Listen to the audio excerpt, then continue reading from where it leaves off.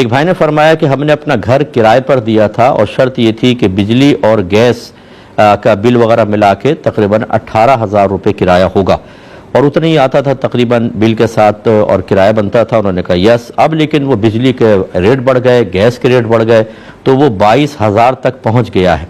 तो क्या अब हमने जो ये जायद उससे 18 से ऊपर पैसे ले रहे हैं, क्या ये सूद में शामिल होगा? ये बिल्कुल सूद में शामिल नहीं होगा। एग्रीमेंट इसी तरह के होते हैं कि उस वक्त जो करंट सूरत हाल होती है उसके मुताबिक बिजली और गैस का बिल शामिल किया जाता है।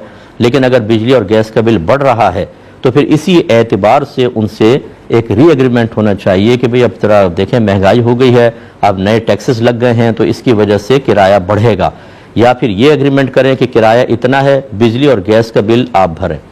लेकिन उमूमी तौर पे मीटर एक ही लगा होता है मालिक मकान का और किराएदार का बाद औक़ात, और उसमें फिर वो डिवाइड करते हैं किसी तरीके से। तो बहरहाल अगर वाकई आप किराया यानी बिजली और गैस का बिल ज़्यादा आ गया है, उसके एतबार से किराया बढ़ा रहे हैं, तो उसको राज़ी करके मुतमईन करके ज़्यादा ले सकते हैं, ये सूद में शामिल नहीं होगा।